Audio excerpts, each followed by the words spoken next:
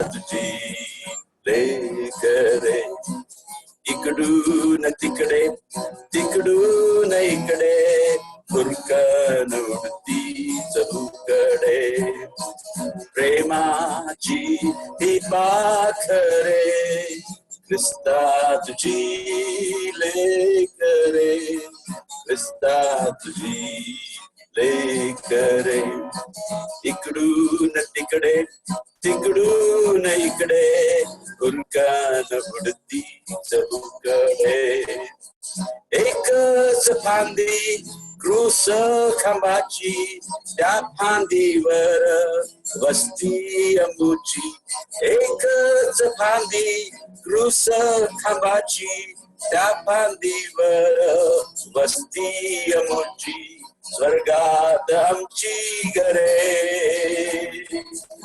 ख्रिस्ता तुझी लेकरे ख्रिस्ता तुझी लेकरे प्रेमाची ही पाखरे ख्रिस्ता तुझी लेकरे ख्रिस्ता तुझी लेकरे इकडून तिकडे तिकडून इकडे फुलकन उडती चहूकडे पाय सुखाच्या मार्गावरती जगतो आम्ही वचनावरती पाय सुखाच्या मार्गावरती जगतो आम्ही वचनावरती हृदयात हर्ष भरे ख्रिस्ता तुझी लेकरे ख्रिस्ता तुझी लेकरे प्रेमाची ही पाखरे ख्रिस्ता तुझी लेकरे ख्रिस्ता तुझी लेकरे तव नामाचे गुंजन ओठी तुझ्याच करीतो आम्ही कुछ गोष्टी तव नामाचे गुंजन ओठी तुझ्याच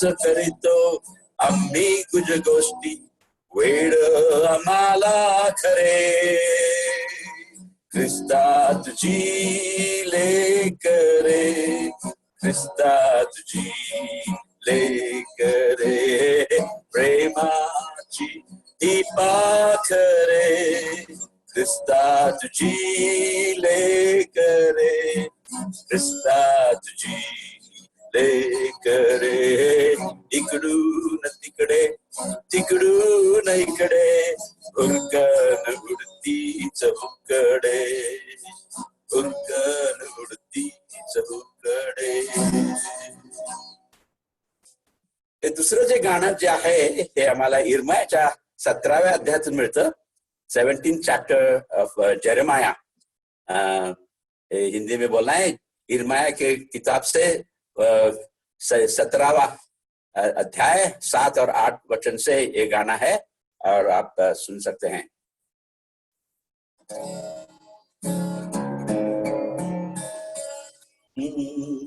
जे झाड पाण्याच्या प्रवाहाजवळ ते हंगामी फळ देते जे झाड पाण्याच्या प्रवाहाजवळ ते हंगामी फळ देते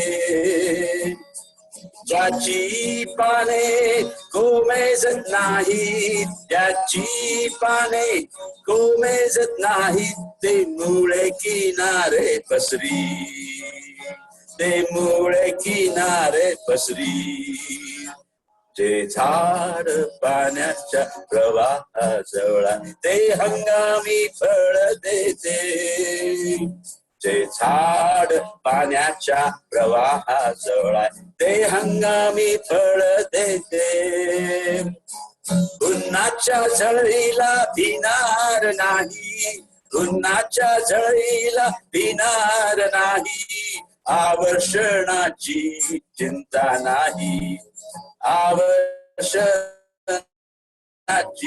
चिंता नाही जे झाड पाण्याच्या प्रवाहाजवळ आहे ते हंगामी फळ देते. जे झाड पाण्याच्या प्रवाहाजवळ आहे ते हंगामी फळ देते. जो येशू ख्रिस्तावर भाव ठेवतो तो त्या झाडासारखा होईल. जो येशू ख्रिस्तावर भाव ठेवतो तो त्या झाडासारखा होईल. जे काही तो हाती घेईल, जे काही तो हाती घेईल ते संपूर्ण सिद्धीस नेईल. ते संपूर्ण सिद्धीस नेईल. जे झाड पाण्याच्या प्रवाहाजवळ ते हंगामी फळ देते. ते झाड पाण्याच्या प्रवाहाजवळ ते हंगामी फळ देते. फळे देण्याचे तो सोडणार नाही, फळे देण्याचे तो सोडणार नाही. त्याचे कल्याण होईल, त्याचे कल्याण होईल. ते झाड पाण्याच्या प्रवाहाजवळ ते हंगामी फळ देते. ते झाड पाण्याच्या प्रवाहाजवळ ते हंगामी फळ देते. Brother Paul. यस. प्रभू येशू ख्रिस्ताच्या नामामध्ये आपणा सर्वांना सलाम. आता सुंदर गीते गायलेली आहेत याबद्दल देखील आम्ही त्यांचे आभार मानतो. आज विशेष करून आम्हाला आनंद होत आहे, आमच्या समवेत देवाचे सेवक बंधू डेव्हिड सॅमसन हे आमच्यामध्ये आहेत. त्यांचा थोडासा परिचय मी आपणाला देऊ इच्छितो. डेव्हिड सॅमसन यांचे वडील आम्हा सर्वांना परिचित असे आहेत, फिलिप सॅमसन आणि सिस्टर रेखा सॅमसन. फिलिप सॅमसन ब्रदर यांनी मिरजेमध्ये, त्याचप्रमाणे संकेश्वर, बेळगाव या भागामध्ये मळ्यामध्ये देवाच्या वचनाची सेवा केलेली आहे. आणि पुन्हा एक वार आम्ही आज भाग्यवान आहोत की त्यांचा मुलगा देवाचे सेवक ब्रदर डेव्हिड सॅमसन आज आमच्यामध्ये आहेत. डेव्हिड सॅमसन यांची पत्नी एलिझाबेथ आणि त्यांना 2 लेकरं आहेत आणि ते पूर्ण वेळ प्रभूच्या सेवेमध्ये मुंबई या ठिकाणी आहेत आणि ते प्रभूची सेवा करत आहेत. बेसिकली त्यांच्याकडे पाहता जे स्कूल ऑफ आर्ट्स मधून त्यांनी त्यांचं पोस्ट ग्रॅज्युएशन हा कोर्स केलेला आहे, परंतु देवाने त्यांना देवाचे वचन सांगण्याचं जे ओझं दिलेलं आहे त्यामुळे आम्ही पाहतो की त्यांनी देवाच्या वचनेची सेवा करण्याचं त्यांनी आपलं स्वतःचं जीवन वाहून घेतलेलं आहे. आज ब्रदर आम्हाला सर्वांना आनंद होत आहे, तुम्ही आमच्या मंडळीमध्ये देवाचं वचन घेऊन येणार आहात. तुमचे ज्या ज्या ठिकाणी देवाचं वचन सांगत असतात त्या ठिकाणी आम्ही सर्वजण तुमचे संदेश ऐकलेला आहोत आणि त्या संदेशाद्वारे आम्ही सर्वजण आध्यात्मिक जीवनामध्ये उत्तेजित असे होत असतो. आज पुन्हा एक वार आपण या ठिकाणी आहात, आपलं मिरज मंडळीतर्फे मी स्वागत करत आहे. प्रमाणे आपले देवाचे सेवक बंधू मिरजकर अंकल हे संकेश्वर मध्ये आहेत आणि संकेश्वर मध्ये त्यांची परिस्थिती थोडी क्रिटिकल आहे. त्यांना आता ऑक्सिजन देखील पुरवण्यात येण्यात आलेला आहे, म्हणजे बाहेरून ऑक्सिजन देण्यास लागत आहे. त्यांच्या प्रकृतीसाठी आज आम्ही विशेष करून प्रार्थना करणार आहोत आणि बंधूंनी विनंती केलेल्याप्रमाणे मध्य आशियामध्ये जी काही अशांतता मांडलेली आहे त्याच्यासाठी आपण प्रार्थना करूया. हे आमच्या प्रिय अशा देवा, मी तुझे आभार मानतो आणि तुला धन्यवाद देतो. पुन्हा एक वार तुझ्या वचनाचा अभ्यास करण्यासाठी, तुझं वचन ऐकण्यासाठी तुझ्या लेकरांना तू एकत्रित केलेला आहेस, याबद्दल आम्ही तुझे आभार मानतो आणि तुला धन्यवाद देतो. आज आमच्या समवेत विशेष करून देवाचे सेवक बंधू डेव्हिड सॅमसन यांना तू आणलेला आहेस आणि त्यांच्याद्वारे प्रभू देवा तुझं वचन आम्ही जे ऐकणार आहोत, आमची अंतःकरणे तुझं वचन ऐकण्यास आणि ते ग्रहण करण्यास, त्याप्रमाणे चालण्यास आणि आध्यात्मिक जीवनामध्ये आम्ही बळकट होण्यास तू आम्हा प्रत्येकांचं तू सहाय्य कर म्हणून तुझ्याकडे आम्ही प्रार्थितो. बंधूंना आम्ही तुझ्या हातामध्ये सोपितो, जेणेकरून पवित्र आत्म्याच्या प्रेरणेने जे आम्हाला काही तुला सांगायचं आहे ते सांगण्यास सहाय्य कर म्हणून तुझ्याकडे आम्ही प्रार्थितो. आज विशेष करून आज आम्ही प्रार्थितो, आमचे देवाचे सेवक मिरजकर अंकल आज संकेश्वर मध्ये आहेत. प्रभू देवा, त्यांना आरोग्याची गरज आहे. तुझी इच्छा काय आहे आम्हाला माहित नाही, परंतु आम्ही त्यांना तुझ्या हातामध्ये सोपित आहोत. त्यांना तू चांगलं आरोग्य दे. आणि प्रभू देवा, त्यांचं कुटुंब आम्ही तुझ्या हातामध्ये सोपितो. आणटी त्याचप्रमाणे त्यांची लेकरं यांचं तू सहाय्य कर म्हणून तुझ्याकडे आम्ही प्रार्थितो. त्याचप्रमाणे मध्य आशियामध्ये जी अशांतता माजलेली आहे त्या ठिकाणी शांतीचं प्रस्थापन कर म्हणून तुझ्याकडे आम्ही प्रार्थितो. प्रभू देवा, आम्ही तुझे आभार मानतो आणि तुला धन्यवाद देतो. पुन्हा एक वार तुझं वचन ऐकण्यासाठी आम्हा सर्वांना तू ही संधी दिलास, याबद्दल आम्ही तुझे आभार मानतो. आणि यावेळेस आमचे बंधू डेव्हिड सॅमसन यांना आम्ही तुझ्या हाती सोपित आहोत. तारणारा प्रभू येशू ख्रिस्त त्याच्या प्रिय आणि गोड नावाने मागतो ऐक बापा, आमेन. यावेळेस मी ब्रदर डेव्हिड सॅमसन यांना विनंती करत आहे की आमच्यासाठी देवाचं वचन घेऊन त्यांनी पुढे यावं. Thank you over to David. Thank you brother. सबसे पहले मैं परमेश्वर को धन्यवाद देना चाहता हूँ जो सुंदर अवसर जो प्रभु ने हम सबको दिया ताकि उसके चरणों के पास आकर उसके वचन के ऊपर हम थोड़े समय के लिए अध्ययन कर सकते हैं. विश्वास सच में जिस परमेश्वर के ऊपर हम भरोसा रखते हैं, जिस परमेश्वर की हम आराधना करते हैं, वो जीवित परमेश्वर है और उसे जो भी अच्छा लगता है हमारे जीवन में हमेशा अच्छा ही करता है. उसकी महिमा के लिए वो करने वाला परमेश्वर है और हमारे भलाई के लिए वो करने वाला परमेश्वर है. जिस प्रकार रोमी का पत्री उसका 8वां अध्याय और 28 पद में लिखा है, विश्वासियों हमेशा उसकी महिमा के लिए परमेश्वर करता है और हमेशा हमारे भलाई के लिए वो करने वाला परमेश्वर है. और प्रभु को मैं धन्यवाद देना चाहता हूँ जो अवसर जो मिरज असेंबली ने दिया यहाँ पर प्रभु का वचन बांटने का. इसलिए मैं मिरज असेंबली सारे जो भाई बहन यहाँ पर इकट्ठा हुए हैं उनका मैं प्रभु में धन्यवाद देना चाहता हूँ. विश्वासियों, जब मैं सोच रहा था, प्रार्थना कर रहा था क्या वचन आपके सामने रखूं, अगर प्रभु की इच्छा रहे तो 3 हफ्ते हम वचन सुनने वाले और सीखने वाले हैं. और जब मैं सोच रहा था मेरे सामने दाऊद का जीवन आया और हम कुछ बातें इस 3 हफ्ते में दाऊद के बारे में कुछ बातें सीखने वाले और 3 बातों को मैं आपके सामने रखने वाला हूँ अगर प्रभु की इच्छा रही तो. वो है दाऊद ने किस प्रकार अपने जीवन में उसने डेविड्स म्यूजिशियन के बारे में आज अगर प्रभु की इच्छा रही तो आज हम उसके बारे में सुनने वाले हैं. The musicians of David. अगर प्रभु की इच्छा रही तो नेक्स्ट टाइम हम द चिल्ड्रन ऑफ डेविड उसके ऊपर हम मनन करने वाले हैं. और बाद में अगर प्रभु की इच्छा रही तो हम प्रेयर ऑफ डेविड या द आर्मी ऑफ डेविड उसके बारे में हम सुनने वाले हैं. ऐसे 3 टॉपिक अगर प्रभु की इच्छा रहेगी तो हम 3 हफ्तों में हम कवर करने वाले हैं. सबसे पहले आज हम जो म्यूजिशियन उनके बारे में देखेंगे. ये दाऊद शुरुआत से लेकर आखिरी तक एंड तक एक अच्छा म्यूजिशियन जाना जाता था. हमेशा उसके पास हार्प रहता था. हम सब जानते हैं शाऊल के लिए वो बजाता था और बाद में और परमेश्वर के लिए भी वो बजाने वाला ये दाऊद था. म्यूजिक शुरुआत से थी लेकिन दाऊद ने म्यूजिक को ऑर्गेनाइज किया.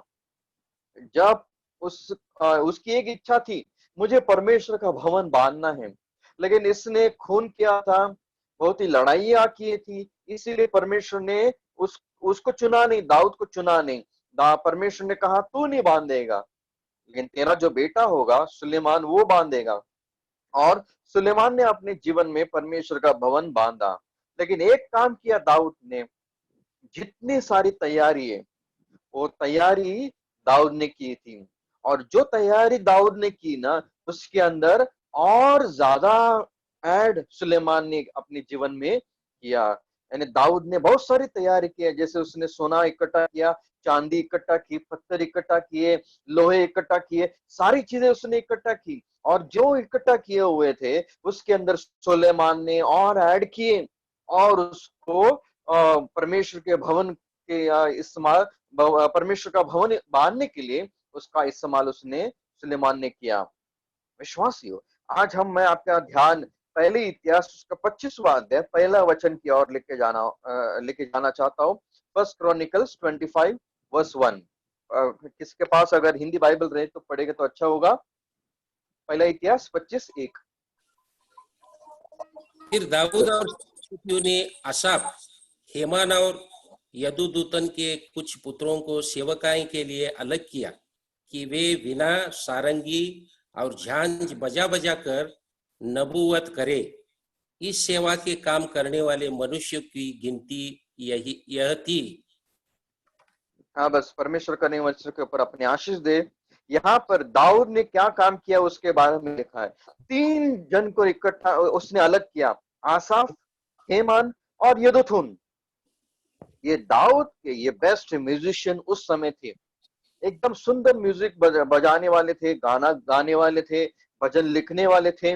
और उनके बारे में आज अगर प्रभु की इच्छा रहेगी तो ये 3 व्यक्ति के बारे में आज आपके सामने रखना चाहता हूँ। और आज मैं आपके सामने रखना चाहता हूँ किस प्रकार उसने दाऊद एक ऐसा व्यक्ति इस पृथ्वी के ऊपर हुआ जो a man after God's own heart, परमेश्वर के मन के समान। वो परमेश्वर के मन को जानने वाला व्यक्ति था।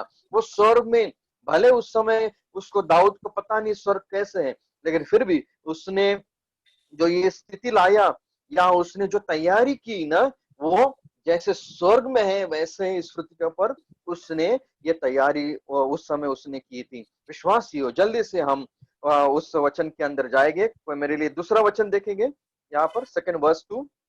अर्थात आसाफ के पुत्रों में से जक्कूर, योसेफ, नतन्याह और आशेरेला, आसाफ के ये पुत्र आसाफ ही की आज्ञा में थे जो हाँ, बस वहां पर लिखा है पहला व्यक्ति का नाम दाऊद ने जिसको अलग किया वो है आसाफ।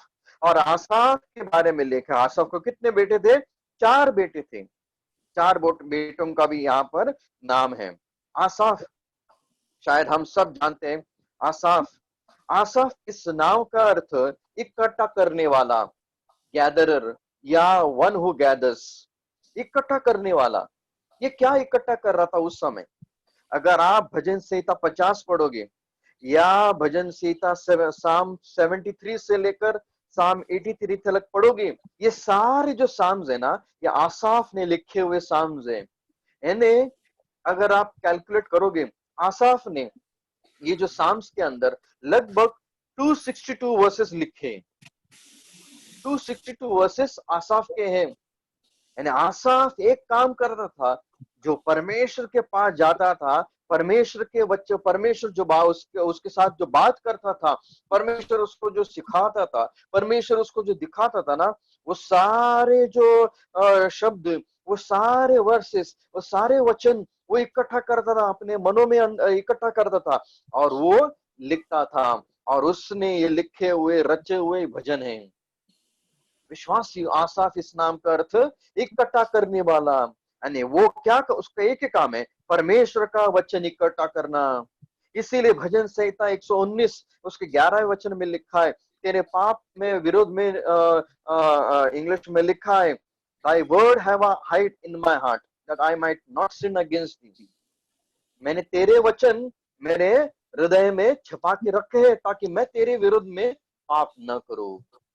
यानी ये भजन संहिता उसके वचन हमेशा इकट्ठा करके रखता था।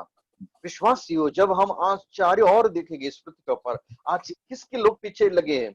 आज लोग पैसे के पीछे लगे हैं। आज लोग अपना घर बनाने के लिए लगे हुए हैं। आज फेमस होने के लिए आज लोग पीछे लगे हैं। लेकिन विश्वासियों, आज अगर हमने यीशु मसीह पर विश्वास किया है, अगर हम यीशु मसीह के चेले हैं, अगर हम यीशु मसीह की सेवा करते हैं, आज हमारा कर्तव्य बनता है।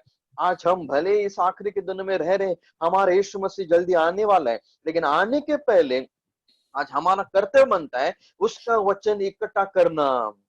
जितना वचन आज हमें मिल रहा है, सुनने को मिल रहा है, पढ़ने के लिए मिल रहा है, वो इकट्ठा करना बहुत जरूरी है। क्योंकि बाइबल के अनुसार एक दिन अकाल आने वाला है, वो खाने का नहीं, पीने का नहीं, लेकिन वचन का अकाल आने वाला है। एक दिन वचन निकल जाने वाला है, एक दिन वचन सुनने का अकाल आने वाला है। जो आज बाइबल आज हमारे सामने है, जो आज हम पढ़ते हैं, शायद एक समय ऐसा भी आएगा, बाइबल दूर दूर हमसे दूर हो जाएगा, हमसे निकाला जाएगा, उस समय हमारा जीवन किस रीति से रहेगा। सच्ची बात बताना चाहता हूँ, कुछ साल के पहले एक बड़े जाने माने, उस समय के लगभग आई थिंक 1970 की बात है। एक बड़े हेन फार्म करके एक व्यक्ति थे, और वो परमेश्वर ने उनको एक गिफ्ट दिया था ट्रांसलेट करने का। बहुत सुंदर ट्रांसलेटर थे, और उन्होंने बहुत बड़े बड़े ऐसे जो प्रीचर हैं जैसे रवि जखारिया या डॉक्टर बिली ग्राहम, उनका उन्होंने ट्रांसलेशन भी किया करते थे उस समय में। और ऐसे कहते हैं कि 1971 में जहां पर उस समय वियतनाम की वॉर हुई, तब उस समय वो क्रिश्चियन है, इसीलिए उनको पकड़ा, और प्रभु का काम करते इसलिए पकड़ा, उनको इंटरोगेशन सेंटर में उनको रखा। उनके साथ कई ऐसे लोगों को वहां पर रखा गया, और कई दिन और कई महीने वहां पर रखा गया, और इतना टॉर्चर, रोज इनको इतना टॉर्चर करते। एक कई महीने के बाद में ये बहुत ही विश्वासी थे, लेकिन फिर भी ऐसी परिस्थिति उनके जीवन में आई। वहां पर उस समय उनके लिए पढ़ना नहीं था, कुछ नहीं, सिर्फ जो थोड़ा खाना कब मिलता था तो मिलता था। ऐसी परिस्थिति में उन लोग जेल में रहते थे, गंदा काम उनको दिया जाता था वैसा काम करने के लिए, और उसी परिस्थिति में उन लोग रहते थे। और उनके सामने कुछ ऐसे राइटिंग्स या बुक किताबें कभी नहीं मिलते थे, कभी किसने महीने उन्होंने कुछ पढ़ा नहीं अपने जीवन में। लेकिन एक समय आया, उनके जीवन में डाउट आया, मैं इतना संकट में हूँ, इतनी मुसीबत में हूँ, लेकिन फिर भी मेरा परमेश्वर मेरे लिए क्यों नहीं कुछ कर रहा है, क्यों नहीं कुछ कर रहा है। ऐसे डाउट 1 हफ्ता आया, 2 हफ्ते आया, आखिर में उसने मन में सोचा परमेश्वर है ही नहीं, शायद परमेश्वर है ही नहीं। मैं इतने प्रार्थना करता हूँ, फिर भी परमेश्वर का हाथ मेरे सामने नहीं दिखा रहा है, फिर भी परमेश्वर मेरे लिए कुछ नहीं कर रहा है। हम लोग यहाँ पर कितने दुख में है, कितने कष्ट में है, लेकिन फिर भी परमेश्वर मेरे लिए कुछ नहीं कर रहा है। उसने कहा कल से मैं परमेश्वर के पास कभी जाऊंगा ही नहीं, कभी प्रार्थना ही करूंगा नहीं, मैं कल से मेरा एक ही विश्वास रहेगा कि परमेश्वर है ही नहीं। वो रात को सो गया, सोने के बाद में सुबह उठा, और उसका एक ही विश्वास है, मैं प्रार्थना नहीं करूंगा। सुबह लगभग 4 साढ़े 4 बजे उसको उठाया, और उसी दिन उसी सुबह सुबह उसको एक नई ड्यूटी मिली। कौन सी ड्यूटी मिली? उसको टॉयलेट क्लीन करने की ड्यूटी मिली। जा तू वो टॉयलेट क्लीन कर, जहां पर जो बड़े बड़े ऑफिस आते हैं वो टॉयलेट क्लीन कर। वो गया और क्लीन करते रहा, और करते करते करते उसने उस डस्टबिन में कुछ पेपर, एक ऐसे पेपर उसको मिला, ऐसे डाल के, गंदा डाल के वहां पर डाला गया था डस्टबिन में। उसने देखा इंग्लिश है, कितने साल हुए उसने इंग्लिश राइटिंग देखी ही नहीं। अरे इंग्लिश है कुछ, लेकिन देखा तो वो उसको टॉयलेट पेपर को सब पूरा टॉयलेट से गंदा लगा था। उसने वो लिया, साफ किया, और साफ करने के बाद में वहां पर ऊपर उसने पढ़ा रोमन्स 8:28, रोमन्स 8:28 लिखा था उसके ऊपर। और वहां पर वहां पर लिखा था, जो भी वहां पर लिखा था, जो भी हमारे जीवन में होता है, इंग्लिश में लिखा है, and we know that all things work together for good unto those who love him। हम जानते तो भी हैं कि जो लोग परमेश्वर से प्रेम रखते हैं उनके लिए सब बातें मिलकर भलाई ही को उत्पन्न करती है, अर्थात उन्हीं के लिए जो उसकी इच्छा के अनुसार भलाए हुए हैं। ये वचन उसने पढ़ा वहां पर। उन्होंने सब पूरे टॉयलेट को क्लीन किया, देखा तो सिर्फ वो एक वचन नहीं था, पूरा बाइबल का एक पन्ना था, एक पन्ना था। और उसने अपने खिस्से में रखा, क्लीन किया, और उधर आया अपनी जेल में वापस। और वहां पर उसने प्रभु से वापस क्षमा मांगी, मुझे क्षमा कर, मैं क्या कर रहा था, मैं तेरी प्रार्थना नहीं करने वाला था अभी से, आज से मैं तेरे ऊपर विश्वास भी नहीं रखने वाला था, लेकिन यहाँ पर तूने मेरी आंखें खोल दी। जो वचन आज मेरे सामने आया है, जो शीट मुझे मिला है, जो पेपर मुझे मिला है, वो उसके अंदर लिखा था जो भी हमारे जीवन में होता है उसकी महिमा के लिए और हमारी भलाई के लिए हो रहा है। उसने ले रखा। दूसरे दिन वापिस उसको वही ड्यूटी मिली, देखा तो दूसरे दिन भी उसी डस्टबिन के अंदर पेपर मिला, और वही पेज था, उसने लिया और उसके अंदर भी दूसरा पेज बाइबल का। उसने ऐसे करते करते 3-4 दिन हुआ। 3-4 दिन के बाद में लगभग 3-4 पेपर उसको मिले।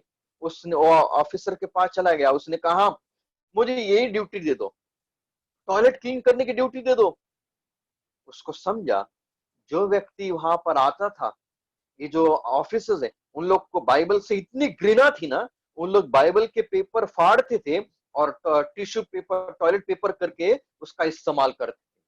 और वो टॉयलेट पेपर, वो बाइबल जो पेपर उसको मिलता था, वो व्यक्ति यहाँ पर पेनहाम ये इकट्ठा करता था, और करते करते करते उसके पास लगभग 100-150 पेजेस हो गए। और वो व्यक्ति को उस समय उस जेल में प्रभु ने उस वचन के द्वारा उसको सिखाता था, उसके साथ बात करता था।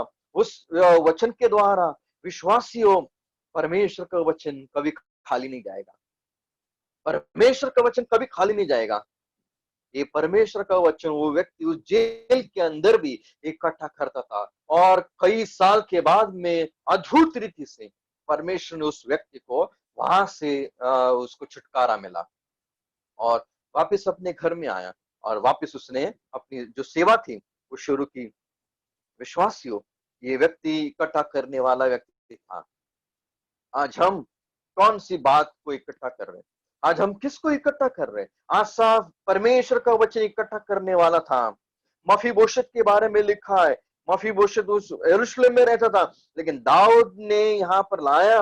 दाऊद के हमेशा वो टेबल के ऊपर बैठता था, हमेशा प्रतिदिन वहां पर दाऊद ने एक करार किया था, हमेशा के लिए तुम मेरे साथ इस टेबल के ऊपर बैठेगा। विश्वासियों, आज भी परमेश्वर ने हमारे सामने सुंदर टेबल रखा है। कौन सा टेबल? ये परमेश्वर का वचन का टेबल है। क्या हम उसके साथ, क्या हम उसके सामने प्रतिदिन बैठते हैं क्या? इसीलिए विश्वासियों, अगर बाद में अगर आप हो सके तो जॉन 21:12 पढ़ोगे, वहां पर सुबह सुबह यीशु मसीह उस किनारे पे आया, और जोर से उसने अपने चेलों को हाक मारा और पुकार कर कहा, कम एंड डाइन, तुम आओ और यहाँ पर भोजन करो। कितना सुंदर ब्रेकफास्ट प्रभु यीशु मसीह ने वहां पर बनाया। प्रभु यीशु मसीह प्रतिदिन वही कह रहा है, come and dine, come and dine, मेरे साथ भोजन करो, मेरे साथ भोजन करो, हमेशा। लेकिन हम कितना वचन उसके सामने जाते हैं और उसके साथ बैठकर हम खाते हैं। इसीलिए लगभग 3 इनविटेशन जॉन की किताब में लिखी है। जॉन 1:39 में लिखा है, come and C, come and सी लिखा है, जॉन 1:39। जॉन 7:37 में लिखा है, come and drink, come and drink, 7:37 में। और 21:12 में लिखा है, कम एंड डाइन, तुम आके देखो, तुम आके पियो, और तुम आके खाओ। प्रभु यीशु मसीह हमेशा हमें बुलाता है, लेकिन कभी कभी इंसान के लिए इतना समय नहीं रहता है कि उसके सामने जाकर, उसके मेज के सामने जाकर बैठकर उसके जो मुंह से निकलने वाले शब्द है उस सुनने के लिए। इसीलिए विश्वासियों, जब छोटा सैमुएल था, उसकी एक ही इच्छा थी, उसने एक ही प्रार्थना थी, और वो एली ने सिखाई प्रार्थना, बोल तेरा दास सुन रहा है, बोल तेरा दास सुन रहा है। हमारी भी वही प्रार्थना चाहिए, बोल तेरा दास सुन रहा है। हमारी दूसरी प्रार्थना चाहिए, निर्गम उसके 33वां अध्याय 18वें वचन के अनुसार, शो मी दाई ग्लोरी। यहाँ पर मूसा कह रहा है, तू तेरा गौरव मुझे दिखा। और सच में गौरव परमेश्वर ने मूसा को दिखाया। कितना महान गौरव था। Show me Dai glory, speak Lord for thy servant here it. आज हमारी तीसरी प्रार्थना चाहिए, जैसे पौल ने की। प्रेरित काम 9:5 में लिखा है, तू कौन है प्रभु, तू कौन है प्रभु, मुझे सिखा, मुझे दिखा तू कौन है प्रभु। और आगे उसी क्षण से प्रभु ने दिखाया मैं कौन हूं। और पौल कितनी सुंदर सुंदर सुंदर बातें प्रभु के बारे में लिख रहा है, क्योंकि प्रभु हमेशा उसको दिखाता था मैं कौन हूं, मैं कौन हूं। और वो पौल लिखते जा, और बताते रहा कि प्रभु कितना महान है। विश्वासियों, आज भी हमारी वही प्रार्थना चाहिए कि तू कौन है प्रभु। और बाद में हमारी चौथी प्रार्थना भी होनी चाहिए। प्रेरित काम उसका 9:6 में लिखा है, वहां पर लिखा है गॉड्स विल, जो परमेश्वर चाहता है वो उसके अनुसार, व्हाट विल दाउ, मैं क्या करूं, मैं क्या करूं, तेरी क्या इच्छा है, मैं क्या करूं, पौल ने प्रार्थना किया। हाँ ब्रदर। प्रेरितों का 9 9, का 6 ना। हाँ 9:6। परंतु अब उठकर नगर में जा, और जो तुझे करना है वो तुझसे कहा जाएगा। हाँ, उसके पहले शायद रहेगा हिंदी बाइबल में। हे प्रभु, तू कौन है? उसने कहा, मैं यीशु हूँ जिससे तू सताता है। हाँ, मैं यीशु हूँ। मैं, तू कौन है? इंग्लिश में लिखा है what will thou have me to do, मैं क्या करूं। हमारी 4 प्रार्थना हो चाहिए। बोल, तेरा दास सुन रहा है, तेरा गौरव दिखा मुझे मूसा के समान, पौल के समान। हे प्रभु, तू कौन है? और वापस पौल के समान, मैं क्या करूं। अगर ये 4 प्रकार की प्रार्थना हमारे रहेगी, प्रभु हमारा खुद को प्रकट करेगा, और जो छुपाया हुआ मानना है, हिडन मानना, वो हमको दिखाएगा। इसलिए प्रतिदिन इस्राएल लोग हमेशा मानना को इकट्ठा करने के लिए आते थे। प्रतिदिन उनका एक काम है, मानना इकट्ठा करना, इकट्ठा करना, इकट्ठा करना। लेकिन प्रकाशित वाक्य में आओगे, प्रभु प्रभु कह रहा है, मैं तुम्हें छुपाया हुआ मानना दूंगा। ये कौन सा छुपाया हुआ मानना है? इसराइल जो लोग थे ना, वो लोग भार के मानने के ऊपर डिपेंड थे, जो प्रतिदिन गिरता था, जो रोज सुबह सुबह गिरता था, और उसकी एक्सपायरी डेट सिर्फ एक ही दिन थी। एक दिन के बाद में रखा तो वो एक्सपायर होता था, उसके कीड़े लगते थे।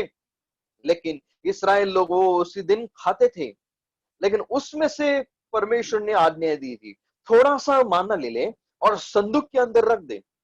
और वो संदूक के अंदर रखा, और बाइबल के अनुसार वो जो मानना था ना, वो 40 साल भी फ्रेश रहा।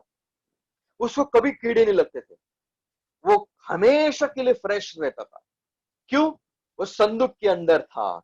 और वो मानना कौन सा था? छुपाया हुआ मानना, जो रोज बाहर गिरता था। इसराइल लोग बाहर देखते थे, लेकिन ये जो मानना था ना, वो अंदर रखा जाता था, उसको कोई नहीं देख पाते थे। वहां पर अंदर संदूक के अंदर रखते थे। और प्रभु क्या कहते हैं? मैं तुम्हें छुपाया हुआ मानना दूंगा। ये छुपाया हुआ मानना कौन सा मानना है? इसराइल लोग बाहर के मानना खाते थे रोज, विश्वासियों। लेकिन आज हम बाहर पड़ा हुआ मानना नहीं खा रहे हैं। आज हम किसके ऊपर जी रहे मालूम है? जो छिपाया हुआ मानना। और वो छिपाया हुआ मानना कौन है? मसीह, Christ. Christ is a hidden मानना। और वो मानना, ये बाहर वाला मानना फ्रेश रहता, सॉरी, बाहर वाला मानना उसको एक्सपायर होता था, एक ही दिन के एक्सपायरी डेट थी। लेकिन अंदर वाला मानना फ्रेश, फ्रेश प्रतिदिन, रोज सुंदर मानना। आज हम किसके ऊपर डिपेंड है? प्रभु के ऊपर डिपेंड है क्या? आज विश्वासियों, इसीलिए अगर आप उत्पत्ति की किताब पढ़ोगे, वहां पर 60 साल यूसुफ और उस मिस्र देश में एक ही काम हो रहा था। उन लोग इकट्ठा कर रहे थे, अनाज इकट्ठा कर रहे थे, इकट्ठा कर रहे थे, इकट्ठा कर रहे थे। जब अकाल के टाइम पे जो जो उन्होंने इकट्ठा किया था, वो वापिस उन्होंने वापिस देना शुरू किया। आज जब तक हमारे सामने वचन है, हमारा एक ही काम बनता है, इकट्ठा करना, इकट्ठा करना। जितना मिल रहा है उतना इकट्ठा करो। एक दिन आएगा, एक दिन आएगा, अकाल आएगा। जब अकाल आएगा, हम दे सकते हैं। इसीलिए विश्वासियों, ये आसाफ सिर्फ इकट्ठा करने वाला नहीं था, लेकिन वचन देने वाला भी था। विश्वासियों, आज हमारा भी कर्तव्य बनता है, जितना चाहिए उतना इकट्ठा करो। और प्रतिदिन, अगर आप पहले फर्स्ट क्रॉनिकल 16:37 में क्या लिखा है? पहले इतिहास 16:37 वर्स 37।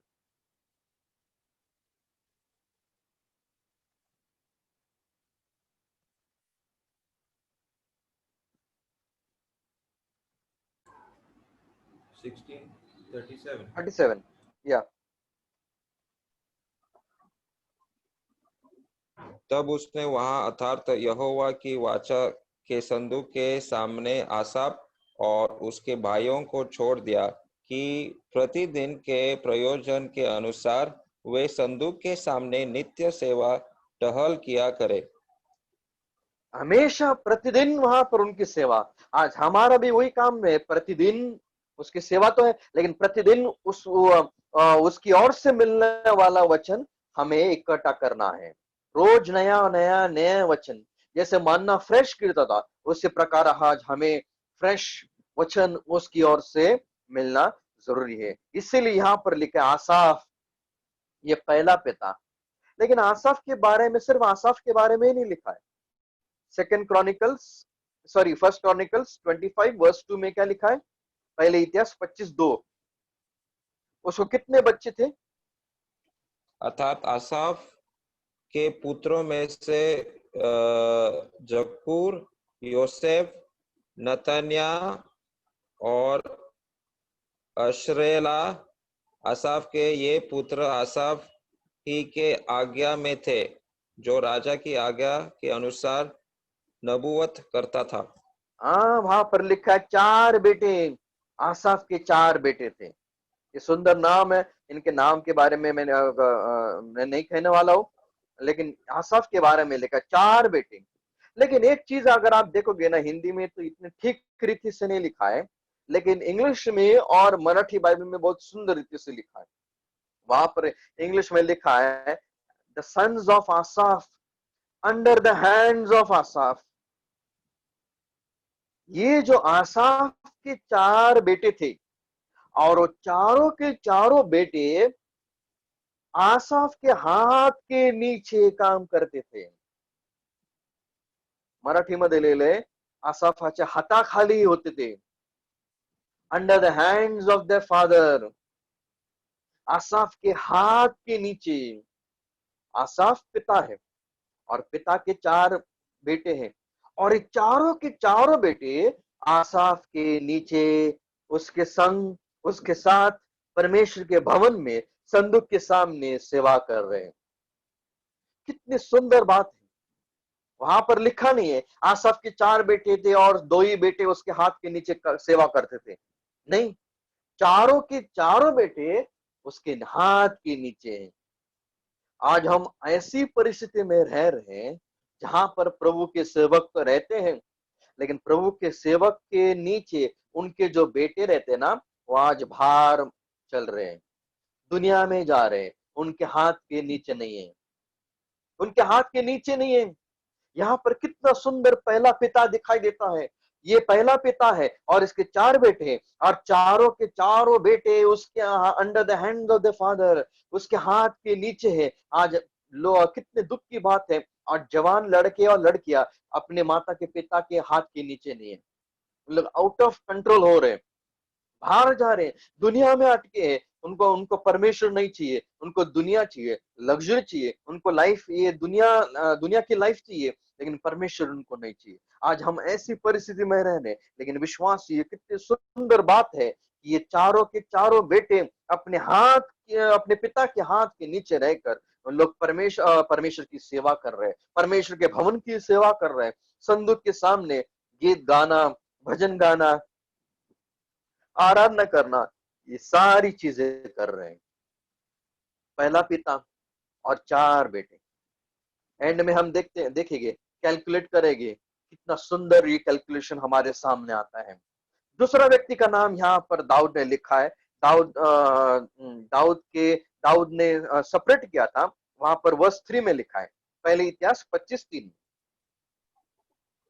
वहां पर फिर यदूतून के पुत्रों में से गदल्या, सरी, यशाया, शिमी, हसबाया, मत्तित्याह, ये ही 6 अपने पिता यदूतून की आज्ञा में होकर, जो यहोवा का धन्यवाद और स्तुति करके नबूवत करता था, वीणा बजाते थे।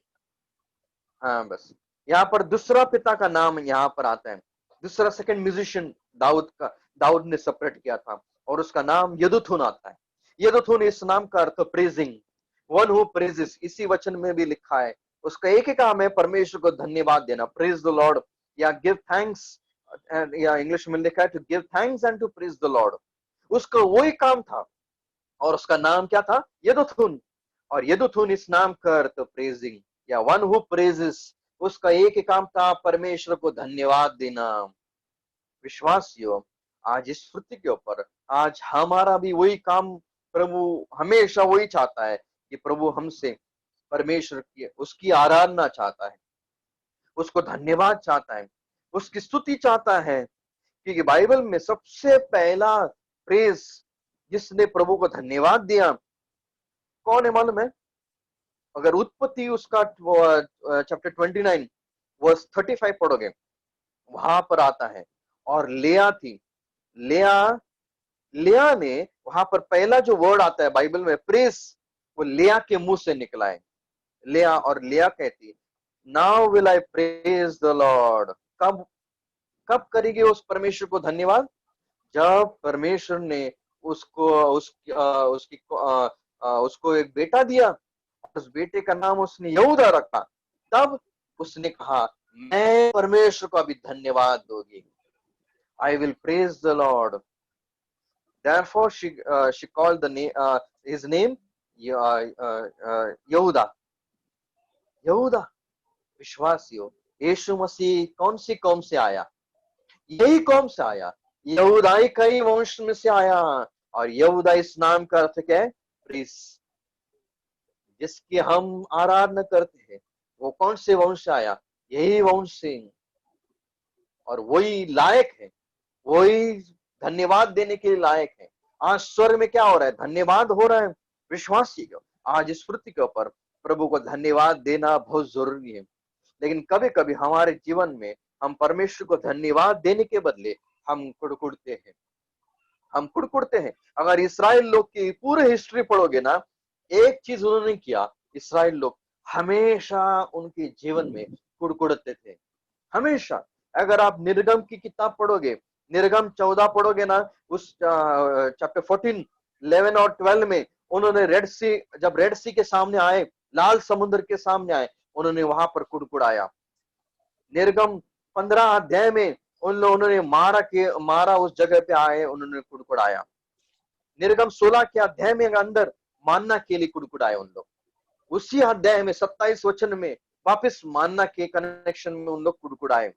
17वें अध्याय एक्सोडस 17 अध्याय में रेफादीम में आए, वहां पर उन्होंने कुड़कुड़ाया। एक्सोडस 32 निर्गम 32 में हेब्रोन में आने के बाद में उन्होंने कुड़कुड़ाया। गंती उसका 11वें अध्याय में उन्होंने तबारा में आए और वहां पर उन्होंने कुड़कुड़ाया। उसी गंती 11:4 में जब वापस उन्होंने कुड़कुड़ाया। गंती 14 अध्याय में कादेश में आए, वहां पर उन्होंने कुड़कुड़ाया। जो परमेश्वर का जो ये विल्डरनेस ऑफ गॉड्स मिरेकल, ये जो जंगल था, ये परमेश्वर ने जब पूरा जंगल में इनके लिए चमत्कार किया था। ये जो जंगल था ना, ये चमत्कार का जंगल था, परमेश्वर ने उनके लिए किया था, इस्राएल लोग के लिए। लेकिन ये जंगल का चमत्कार इन्होंने कुड़कुड़ाने का प्लेस ऑफ मर्मरिंग किया। और कई दिन के बाद में परमेश्वर ने वही जंगल कैसे प्लेस ऑफ बरियल या प्लेस ऑफ डेथ परमेश्वर ने बदला कि सारे इस्राएल लोग वहां पर मर गए उस जंगल में, और वहीं पर उनको दफना दिया। सिर्फ यहोशू और कालेब उन लोग कनान देश में आए, और बाकी सारी जो नई पीढ़ी उन लोग कनान देश में आए। क्यों? एक रीजन था, उनके जीवन में कुड़कुड़ाते थे, परमेश्वर की आज्ञा नहीं मानते थे, परमेश्वर के विरोध में जाते थे, प्रभु के दासों के विरोध में जाते थे, परमेश्वर की आज्ञा के विरोध में जाने वाले लोग थे। विश्वासियों, आज प्रभु हमसे एक ही चीज चाहता है, हमेशा प्रभु को धन्यवाद देना, प्रभु को धन्यवाद देना। इसलिए अगर आप अय्यूब की किताब पढ़ोगे, अय्यूब की हेल्थ चली गई, अय्यूब की वेल्थ चली गई, लेकिन फिर भी अय्यूब कह रहा है परमेश्वर ने दिया और परमेश्वर ने लिया, धन्य वह परमेश्वर का नाम। मुझे याद है कुछ साल के पहले एक भाई मर गए थे, एक्सपायर हो गए। उनकी फ्यूनरल में कभी कभी हम गाना गाते हैं ना फ्यूनरल में, लेकिन उस फ्यूनरल में मैंने एक गाना सुना, rejoice in the Lord always. ये गाना कभी अब तक कभी मैंने तो कभी फ्यूनरल के अंदर, सेमेट्री के अंदर कभी सुना नहीं, लेकिन उस गाने के अंदर मैंने rejoice in the Lord always ये गाना सुना। विश्वासियों, परमेश्वर को हर एक परिस्थिति में धन्यवाद दो। हमारे पास कुछ रहे या नहीं रहे, परमेश्वर को धन्यवाद दो। हमारी हेल्थ अच्छी रही या नहीं रही, परमेश्वर को धन्यवाद रहे। जिस परिस्थिति में हो उस परिस्थिति में प्रभु को धन्यवाद देना बहुत जरूरी है। इसीलिए गिदोन ने परमेश्वर को धन्यवाद दिया। कितने ऐसे बड़े बड़े लड़ाइया इस्राएल लोग ने जीता, सिर्फ परमेश्वर को धन्यवाद देने से उनको विक्ट्री, उनको विजय प्राप्त मिला। हमारे जीवन में कौन सी परिस्थिति में हम कुड़कुड़ाते हैं और कौन सी परिस्थिति में हम परमेश्वर को धन्यवाद देते हैं। कुछ साल के पहले एक प्रभु के दास थे और जंगल में से जा रहे थे और अचानक कई गुंडे, कई ऐसे ख्रिस्ती विरोधी लोग वहां से सामने से आए और उनको समझा ये प्रभु का दास से ट्रैक्स बांटता है, सुसमाचार बताता है, चलो हम उसकी कुछ चेष्टा करेंगे, उसको चिढ़ाएंगे ताकि वो और चिढ़ेगा और हम उसको बाद में हम मार भी सकते हैं, हम लड़ाई झगड़ा भी कर सकते हैं। उन्होंने चेष्टा की लेकिन कुछ नहीं कर वो प्रभु का दास चुपचाप बेचारा था। कई ऐसे यहाँ पर मारो वहां पर मारो, लेकिन कुछ नहीं किया। फिर बाद में आखिरी में एक व्यक्ति को इतना गुस्सा आया, उसने जोर से तमाचा मारा, इतनी जोर से तमाचा मारा ना कि वो बेचारे प्रभु के दास नीचे गिर गए और सबका मुंह से खून खून बाहर आने लगा। अब ये व्यक्ति को, जो ग्रुप था, उनको लगा अब ये उठेगा व्यक्ति मुझे मारेगा, वापिस हम उसको मारेंगे। लेकिन कुछ 5 मिनट के बाद ये प्रभु के दास उठे। उठने के बाद में उन्होंने ऊपर देखा, प्रेज द लॉर्ड, और सामने देखा, thank you, praise the Lord कहा और सामने वालों को जिन्होंने मारा थैंक यू कहा और आगे चले गए।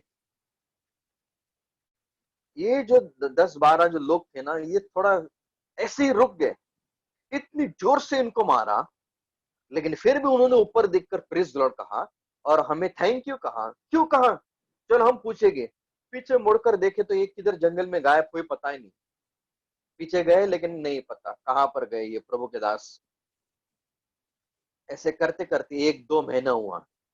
वापिस एक बार ये प्रभु के दास निकले सुसमाचार बताने के लिए, जंगल में जा रहे थे और देखा तो वही ग्रुप सामने से आ रहा था और इनको भी लगा अच्छा हो गया प्रभु के दास वहां पर है, और ये प्रभु के दास वापिस डर गए और वापिस मुझे शायद ये लोग मारेंगे। तो उन्होंने क्या किया, प्रभु के दास ने अपने गाल के ऊपर दोनों अपने हाथ रखे और जा रहे सामने जाते जाते खड़े हुए। उन्होंने अपने घेरा उस प्रभु के दास को और ये प्रभु के दास को उन्होंने पूछा, आज हम आपको मारेंगे नहीं, लेकिन एक सवाल हमको उस दिन पूछना था। आप चले गए, हमने इतनी जोर से मारा, हमें लगा कि आप उठकर हमें वापस आप मारोगे, लेकिन मारा नहीं, लेकिन बदले आपने ऊपर देखकर प्रेज द लॉर्ड कहा और आपने हमें थैंक यू कहा। ऐसे क्यों किया आपने? उसी समय में वो प्रभु के दास ने कहा, ब्रदर, भाइयों, पिछले 3-4 महीने से मेरा जो दांत था ना, वो बहुत दुख रहा था और मैं प्रभु के पास प्रार्थना कर रहा था, हे प्रभु ये मेरा दांत दुख रहा है, हिल मिल रहा है, मुझे निकालना है, निकालने के लिए मुझे पैसे दे दे, पैसे दे दे, पैसे दे दे, और मेरे पास पैसे नहीं थे। आपने इतने जोर से मुझे मारना, ये मेरा दांत ही निकल गया। इसके लिए मैंने प्रभु को प्रेज द लॉर्ड कहा और आपको थैंक यू कहा। विश्वासियों, प्रभु को हमेशा धन्यवाद दे दो। जिस परिस्थिति में है, जिस परिस्थिति में है, उस परिस्थिति में प्रभु को धन्यवाद देना बहुत जरूरी है। इसीलिए इस व्यक्ति का एक ही काम था, प्रभु को धन्यवाद देना। मंदिर के अंदर प्रतिदिन समय में प्रभु को धन्यवाद देना। और उसी वचन में, उस तीसरे वचन में लिखा है, यदुथुन के कितने बेटे थे? 6 बेटे थे। और वापिस 6 बेटों के बारे में एक ही चीज वापिस सेकंड टाइम रिपीट है, वो 6 के 6 अपने पिता के हाथ के नीचे थे। इंग्लिश में लिखा है, under the hand of the father Jeduthun, अपने पिता के हाथ के नीचे थे। 6 के 6 बेटे, कितनी सुंदर बात है विश्वासियों। पिता भी सेवा कर रहे हैं परमेश्वर के भवन में और बेटे, छह बेटे परमेश्वर के भवन के अंदर प्रभु को धन्यवाद दे रहे हैं। कितनी सुंदर बात है। यानी अब तक कितने पिता हुए? 2 पिता। और बेटे कितने हुए? पहले के 4 और इसके 6, 10 बेटे हुए। 4 और 10। हम तीसरे पिता की ओर जाएंगे। तीसरा पिता हमें उसके आगे दिख रहा है, 4 से लेकर 6 तक लिखा है। पहले इतिहास 25वां अध्याय 4 से लेकर 6 तक। हेमान के पुत्रों में से मुखिया मथन्या, लजैल, शुबुएल, यरीमोत, हनन्या, हनानी, एलियाता, गदलती, रोमतीएजर, योशबकाशा, मलोती, होतीर और महजियोत। परमेश्वर की प्रतिज्ञा अनुकूल जो उसका नाम बढ़ाने की थी, ये सब हेमान के पुत्र थे, जो राजा का दर्शी था, क्योंकि परमेश्वर ने हेमान को 14 बेटे और 3 बेटियां दी थी।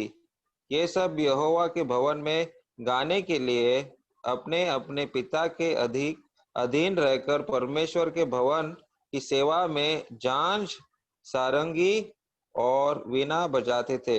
आसाफ, यदुतून और हेमान राजा के अधीन रहते थे।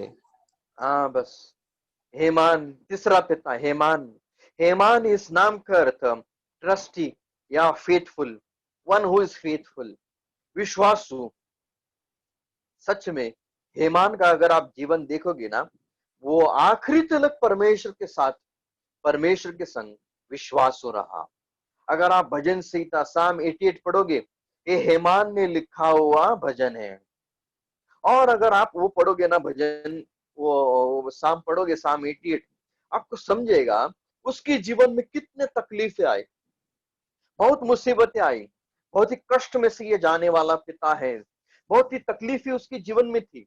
लेकिन फिर भी परमेश्वर के सामने, परमेश्वर के मंदिर के लिए और परमेश्वर के काम के लिए हमेशा आखिरी तक वो विश्वासु रहा। विश्वासी हो। बाइबल के अनुसार प्रकाशित वाक्य 2 अध्याय 10वें वचन में लिखा है, be thou faithful unto death, be thou faithful। क्या हम आखिरी तक विश्वासु रहेगी क्या? क्योंकि बाइबल के अनुसार आखिरी के दिनों में कई ऐसे लोग हैं जो विश्वास से दूर हो जाएंगे। कई ऐसे जो लोग हैं जो प्रभु के वचन से भी दूर हो जाएंगे, कलीसिया से दूर हो जाएंगे। आज यीशु से दूर जो होने वाले लोग भी हमें दिखाई दे रहे विश्वासियों। जब हम सारी सृष्टि को देखेंगे, हमें दिखाई दे रहा है कई लोग आज जो प्रभु के पीछे लगने वाले थे, वो आज पीछे हट गए। उन लोग ऐसे भी कह रहे कि यीशु मसीह है ही नहीं। यीशु मसीह के विरोध में वो जा रहे हैं। विश्वासियों, जहां पर हमने यीशु मसीह पर विश्वास किया है, जहां पर प्रभु ने हमें रखा है, वहां पर आखिरी तक विश्वास रहना बहुत जरूरी है। यहूदा इस्करियोती 3 साल यीशु मसीह के साथ था। 3 साल उसने सब चमत्कार सुने, देखे। 3 साल उसने कितने यीशु मसीह की प्रार्थना सुने। 3 साल यीशु मसीह के चमत्कार उसने देखे। 3 साल यीशु मसीह का संदेश भी उसने सुना। लेकिन फिर भी आखिरी के कुछ समय के अंदर ही उसने यीशु मसीह को पकड़ के दिया। कितने दुख की बात है।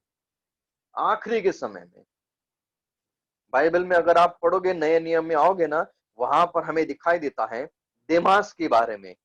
देमास, अगर फिलोमोन उसका पहला अध्याय 24वां वचन पढ़ोगे, वहां पर वो लूक और मार्क के साथ है। फेलो लेबर, इंग्लिश में फेलो लेबरर करके कहा है, यानी मेरे संग, हमारे संग काम करने वाला।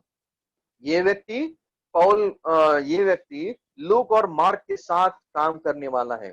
पौल के साथ वो काम करता था। कितना सुंदर बात है पौल के साथ काम करना, पौल के संग यीशु मसीह की सुसमाचार सुनाना। मार्क, उसके साथ लूक भी था। फिलेमोन 1:24 में लिखा है फेलो लेबरर। कुछ दिन के बाद में कोलोसियंस 4:14 में लिखा है सिर्फ देमास नाम आता है। देमास, सिर्फ देमास ही नाम आता है। फिलेमोन 1:24 में मेरा सहकारी, फेलो लेबरर, मेरे साथ काम करने वाला। कोलोसियंस 4:14 में पौल सिर्फ देमास करके लिख रहा है, लेकिन 2 तिमोथी 4:10 में पौल लिख रहा है, देमास हैज फॉरसेकन मी, देमास मुझे छोड़कर चला गया। कितने दुख की बात है, कितना कष्ट पौल को लगा रहेगा। देमास को क्या अच्छा लगा? ये दुनिया अच्छी लगी, ये सारी दुनिया की पाप, दुनिया का जो ऐशो आराम, लग्जरियस लाइफ उसको अच्छी लगी। लेकिन जो दुख, जो संकट, जो मुसीबत पौल के साथ उठाना, जो तकलीफें उठाना, वो उसको अच्छी नहीं लगी। इसीलिए विश्वासी ये पौल को छोड़कर दुनिया में चला गया। अब्राहम था, अब्राहम ने अपनी आंखें उठाई, उसने उस तारों को देखा और परमेश्वर ने, और बाइबल के अनुसार परमेश्वर ने उसको अपना मित्र बनाया, फ्रेंड ऑफ गॉड। अब्राहम उसका मित्र हुआ। लेकिन कई दिन के बाद में लूत ने भी अपनी आंखें उठाई, लेकिन उसने तारों के ऊपर नहीं उठाई, उसने अपनी आंखें उठाई सदोम और गमोरा की ओर। उसने सारी सुंदर चीज दिखी, ग्रीनरी देखी, लग्जरियस लाइफ और सिंफुल लाइफ देखा, और उसको मैग्नेट के समान वो खींचता गया और वो चला गया, और वो दुनिया का मित्र हुआ लोट। एक अब्राहम परमेश्वर का मित्र, लोट दुनिया का मित्र। अब्राहम ने अपनी आंखें तारों के ऊपर, आकाश के ऊपर न उठाई, लेकिन लूट ने अपनी आंखें उस सदोम और गमोरा की ओर उठाई। आज हम हमारी आंखें किसके ऊपर उठाते हैं? विश्वासियों, जिसके ऊपर उठाना है उठाइए। अगर हमने यीशु मसीह पर विश्वास किया, आज हमारा कर्तव्य बनता है, कौन सी भी परिस्थिति हो, कौन सी भी तकलीफें हो, हर एक परिस्थिति में आखिरी तलक, मरने तलक विश्वासु रहना, मरने तलक। कुछ साल के पहले ऐसे कहते हैं, कुछ साल के पहले ऐसे कहते हैं, एक हस्बैंड एंड वाइफ एक होटल में चले गए। एक होटल, उनको रात को समय होटल चाहिए था, ढूंढते ढूंढते एक सादा होटल था, वहां पर चले गए और उन्होंने एक रूम मांगा, एक रूम मिलेगा क्या? जो मैनेजर वहां पर जो होटल का देख रहा था, उन्होंने कहा, सर सब रूम्स फुल है, लेकिन आप 2 मिनट रुको। 2 मिनट सोचने के बाद में उसने कहा, वो दोनों हस्बैंड एंड वाइफ को, होटल तो पूरा फुल है, लेकिन एक चीज मैं कर सकता हूँ, जहां पर मैं रहता हूँ, जो मेरा इस होटल में मेरा कमरा है, वो आप ले सकते हो रात के लिए। वो यूज करना है, वो आपके ऊपर डिपेंड हो। मेरा रूम है, मैं वहां पर सोने के लिए जाता हूँ, लेकिन अगर आपको चाहिए तो आप ले सकते हो रात के लिए। वो दोनों ने ठीक है कहा, करके कहा।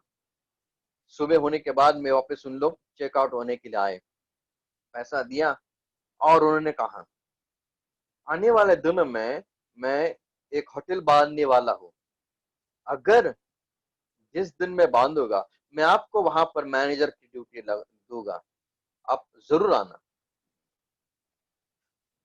और कुछ साल के बाद में ये जो मैनेजर था, उसके पास एक एनवेलप आया, उसके घर के अंदर एनवेलप आया, और एनवेलप में टिकट आया, 2 टिकट आए, और टिकट कौन सा था? न्यूयॉर्क। उस मैनेजर को बुला रहे, मैं वहां पर उस व्यक्ति ने, जो व्यक्ति आया था, जो हस्बैंड एंड वाइफ थे, उन्होंने न्यूयॉर्क में एक बड़ा होटल बांधा। वो होटल के अंदर पूरा होटल कंट्रोल करने के लिए, मैनेजर की पोस्ट के लिए इस व्यक्ति को पोस्ट वहां पर मिलने वाला था। वो ड्यूटी करने के लिए, उनको ज्वाइंट होने के लिए आया। वो गया और देखा तो कितना बड़ा होटल, और आज भी वो सबसे जाना होटल वहां पर है। होटल एस्टर, शायद मुझे लग रहा है एस्टर, शायद मैं बाद में नाम बताऊंगा उसका। बहुत बड़ा होटल, जाना माना वहां पर होटल, न्यूयॉर्क में बड़ा होटल है वहां पर उसको ड्यूटी लगाया। विश्वासियों, छोटे के लिए वो फेथफुल था, छोटे काम के लिए वो फेथफुल था, और प्रभु ने उसको कितना बड़ा ऊंचा काम दिया। आज हमारे जीवन में भी प्रभु के लिए छोटे छोटे बातों के लिए फेथफुल रहो। आज हम छोटे बात के लिए फेथफुल रहेंगे, प्रभु कल हमारे जीवन में बड़े चीजें भी वो हमारे देगा, ताकि हम वहां पर उसके लिए भी फेथफुल रहेंगे। इसीलिए विश्वासियों, हेमान इस नाम का अर्थ फेथफुल, और वो व्यक्ति मुसीबत के टाइम पे, तकलीफ के टाइम पे भी फेथफुल रहा। आज जब पूरी पृथ्वी आज मुसीबत में जा रही है, कितने सारे आज विश्वासी दुख में जा रहे, पीड़ा में जा रहे, आज उनकी आंखों में आंसू है, लेकिन विश्वासी हो फिर भी प्रभु को धन्यवाद देने वाले बनो, फिर भी विश्वासु रहो, उस समय में भी प्रभु का वचन इकट्ठा करने वाले बनो। इसीलिए हमने कितने देखा, 3 पिता, आसाफ, हेदुतुन और हेमान, 3 पिता और बेटे कितने। हेमान के बारे में यहाँ पर लिखा है, इसे कितने बेटे थे, 14 बेटे, और वापस 14 बेटों के बारे में लिखा है, ये 14 के 14 बेटे अपने पिता के हाथ के अंदर, हाथ के नीचे थे, under the hand of the father.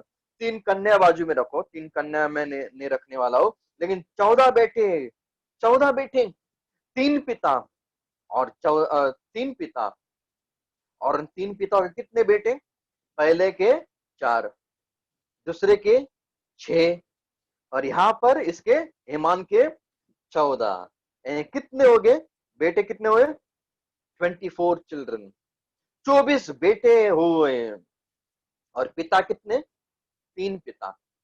लेकिन विश्वास यहाँ पर सिर्फ 3 ही पिता नहीं, अगर पहला वचन अगर आप पढ़ोगे ना, पहला वचन के अंदर और एक पिता है, वो है दाऊद। दाऊद दाऊद सारी तैयारी कर रहा है।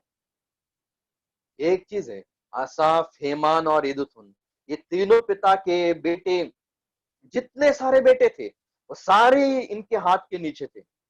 लेकिन कितने दुख की बात है, इतना बड़ा दाऊद, उसका बेटा अब्शलोम उसके हाथ के नीचे नहीं था, उसका बेटा अम्नोन उसके हाथ के नीचे नहीं था, उसका बेटा सुलेमान वो भी आखिरी में विश्वासु नहीं रहा।